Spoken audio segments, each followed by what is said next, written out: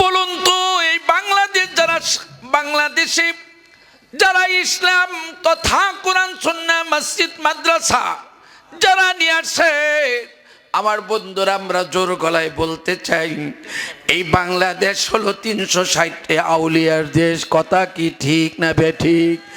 ওলি আল্লাহর বাংলাদেশ, এই শাহপরানের বাংলাদেশ, রহম করো।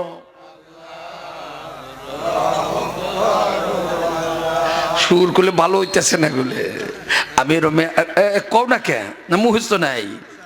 আবার কন, ওলি আল্লাহর বাংলাদেশ, এই শাহ মাকদুমের বাংলাদেশ, তাদের পথে তাদের মতে কবুল করো আল্লাহ, কবুল করো আল্লাহ। বলেন, ওলি আল্লাহর বাংলাদেশ, এই শাহপরানের বাংলাদেশ, রহম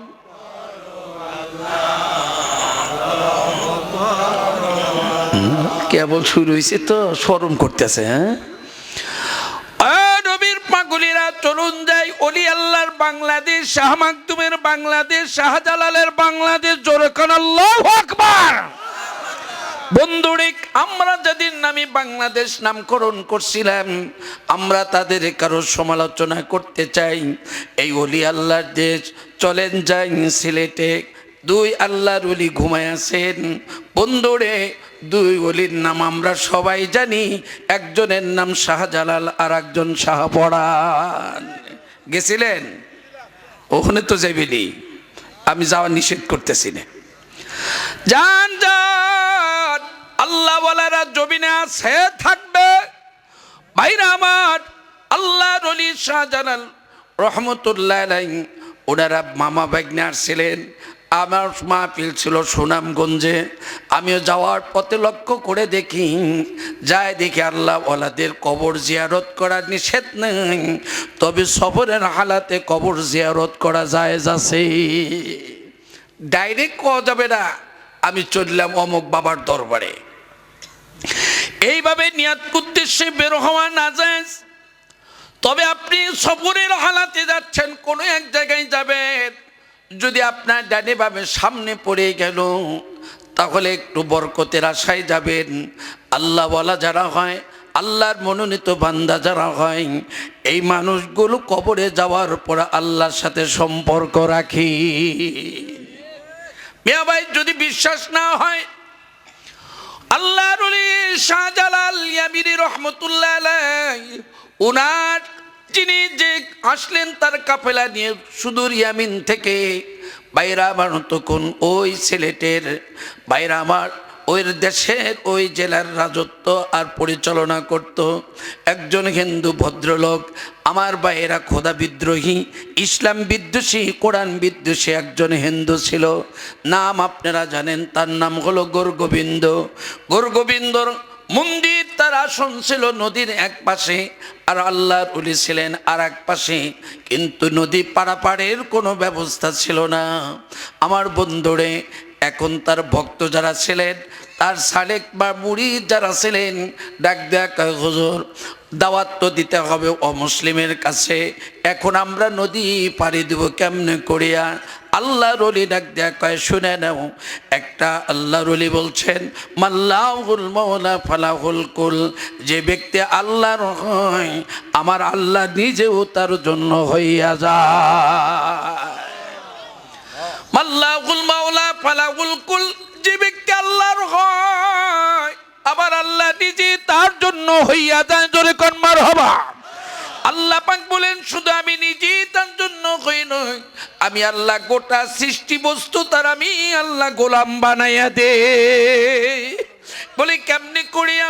আল্লাহর ওলি শাহজালাল ইয়ামিনী রহমতুল্লাহ আলাইহি, তিনি যখন চিন্তা ডাক দেয়া কয়, ভক্তদেরকে টেনশন ফিল করো না, চিন্তা করো না, এই পার থেকে ও পার পৌঁছায় দেওয়ার দায়িত্ব বলুন যার কাছে দিয়েছেন, যার উপর তাওয়াক্কাল তো করেছেন, ওই মালিকের নাম একটা আমরা সবাই বলি, তিনি কি? गर तवक्कुल मिकुडी गारो सबे शाम गर तवक्कुल मिकुडी गारो सबे शाम मेरा सानत रिज़्क़ तो अज़ला मकाम।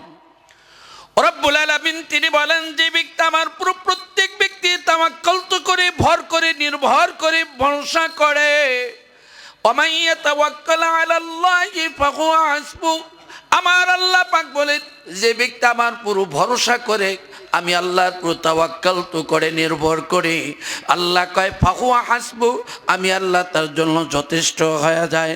আল্লাহ পাক যদি আমার আপনার হইয়া যায়, বলুন তো দুনিয়ার কোনো অপশক্তি আমার আপনার ক্ষতি করতে পারে নাকি? সে হারে সে আল্লাহ আছে না নাই? আবার একটু জিজ্ঞাসা করি, সে আল্লাহ আছে না নাই? আছেন, আমরাই দেখি না। এ কলিজার টুকরা যুবকরা, আমার প্রিয় কলিজার টুকরা যুবক বন্ধুগণ, মোড়া করা যাবে না। অন্যায় করার সময় আল্লাহ ভুলে যাই, আল্লাহকে স্মরণ রাখি না। আমি আপনি আল্লাহকে ভুলে যেতে পারি, আল্লাহকে আমাকে আপনাকে ভুলে যান। আরে আমি আপনি আল্লাহকে দেখি না, আল্লাহকে আমাদের দেখেন না। কিছু মানুষের দেখে আর কিছু মানুষের দেখে না। তো এই জন্য আমি বলছিলাম একটু কথাটা আওয়াজ দিয়ে বললে একটু ভালো লাগতো। আল্লাহ আমাদের দেখেন কি দেখেন না? দেখেন। সব সময় দেখেন না মাঝে মধ্যে? হ্যাঁ, সব সময় দেখেন। চুরি করার সময় মনে আল্লাহ দেখে না? মদ খাওয়ার সময়, ব্যভিচারী করার সময়? হায় হায়, কিছু মানুষের এই কথা বিশ্বাস হইলেই এই দেশে দেখেন নাই খুন খারাপি, মদ জব, এই খারাপের আর শেষ নাই। যদি বিশ্বাসী হৃদয়ে থাকতো, আল্লাহ দেখতেছেন, আল্লাহ সব কিছু শুনতেছেন, আমি না দেখলেও তিনি দেখেন, আমি না শুনলে তিনি শোনেন। এই আকীদা বিশ্বাস অন্তরে আমাদের প্রত্যেকের রাখা ফরজ। জোরে কোন কি ফরজ? কোন এক জায়গায় বয়ান করতে দিয়েছিলাম, সামনের দিকে থেকে দাঁড়া কয়, হুজুর অবজেকশন এর অনার। আমি বললাম এরকম কোর্ট কাছারে না, এর ওয়াজ মাহফিল। হুজুর আমি বললাম কি? আল্লাহ সব জায়গায় দেখে, সব কিছু দেখে, তো মানুষ যখন চুরি করে আল্লাহ করে থাকে? আল্লাহ কোথায় থাকেন? আমারে প্রশ্ন করছে, সাংঘাতিক কথা রে। অবজেকশন বলো, কি অভিযোগ? 2 নাম্বার, হুজুর আল্লাহ যদি সব জায়গায় থাকে, মানুষ যখন মদ খায় আল্লাহর হাত কোন জায়গায় থাকে? 3 নাম্বার ডাক দিয়া কয়, হুজুর মানুষ যখন ব্যভিচারী করে আল্লাহ তখন কোথায় বিরাজ করে? এমনি অভিযোগ করতে করতে 5টা কথা তখন তুলে ধরলো। আমিও তখন তারে বললাম, শুনে নাও, আল্লাহ সব কিছু দেখেন, সব কিছু তিনি শোনেন, কোনো সন্দেহ নাই, লা শাক্কা ফি। তাহলে হুজুর খারাপ কাজ করার সময় আল্লাহ কেন দেখার পরে প্রতিবাদ করে না? অন্যায় কাজ করার পরেও কেন আল্লাহ সেটা প্রতিহত করে না? কেন তিনি বাধা দেয় না? এটা আমার জানার ইচ্ছা হয়। আমি তখন তাকে কি দিয়ে বুঝাইতে চাই, আপনাদের কাছে একটু সমর্থন নিয়ে বাকি কথাটা ফয়সালা দিতে চাই। বলেন তো, আল্লাহর প্রতিবাদ করার, প্রতিহত করারও ক্ষমতা তার আছে না নাই? তালি করেন না কেন? এটা আমারও প্রশ্ন, এটা আমারও জিজ্ঞাসা। মানুষ যখন, নারী পুরুষ অন্যায় কাজে যখন লিপ্ত হয়, আল্লাহ রব্বুল আলামিন দেখার পরে, শোনার পরেও কেন প্রতিহত করে না, প্রতিবন্ধকতা তৈরি করে না? আমার আল্লাহ তো তিনি, আমার মাওলা তো তিনি, যিনি যদি তার নাম যদি আমার আপনার মতো হয়, আমার আপনার মতো সিফত হয়, এই জমিনে মানুষ থাকবে না।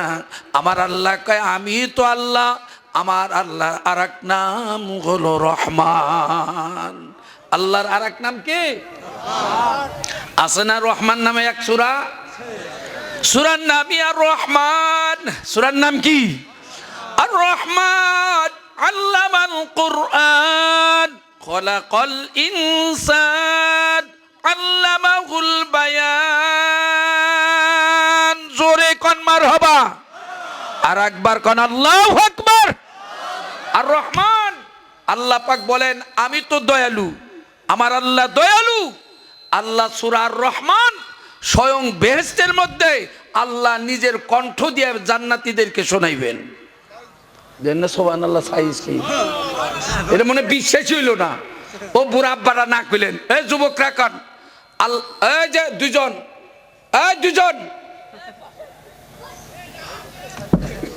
হে মনে করছে যে আমি দেখি নাই।